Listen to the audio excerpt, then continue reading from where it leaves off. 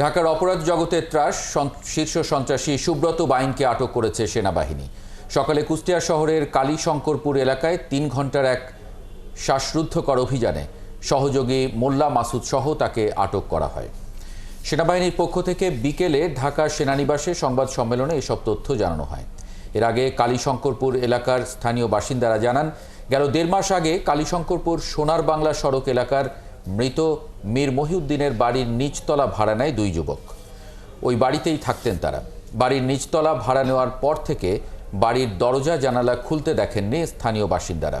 তবে আজ হঠাৎ ভোরে বাড়িটির তালা ভাঙার শব্দ পেয়ে তারা দেখতে পান সেনাবাহিনীর সদস্যরা বাড়িটি ঘিরে অভিযান চালাচ্ছে। এ সময় ২টি পিস্তল, ৪টি ম্যাগাজিন, ১০ রাউন্ড গুলিও উদ্ধার করা হয়।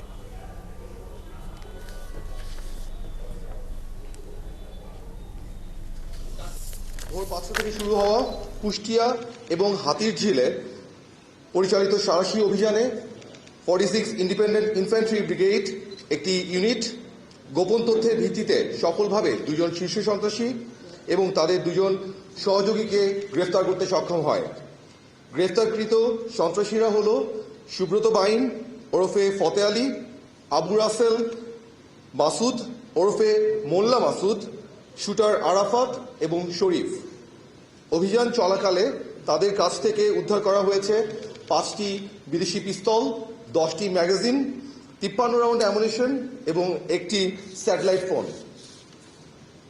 এই চক্রটি দেশের বিভিন্ন অঞ্চলে হত্যা, চাঁদাবাজি এবং নাশকতা চালিয়ে এসেছিল। উল্লেখযোগ্যভাবে সুব্রত বাইন এবং মোল্লা মাসুদ হল তালিকাভুক্ত 23 জন শীর্ষ সন্ত্রাসী দলের অন্যতম নেতা এবং 7 স্টার চক্রের মূল পরিকল্পনাকারী।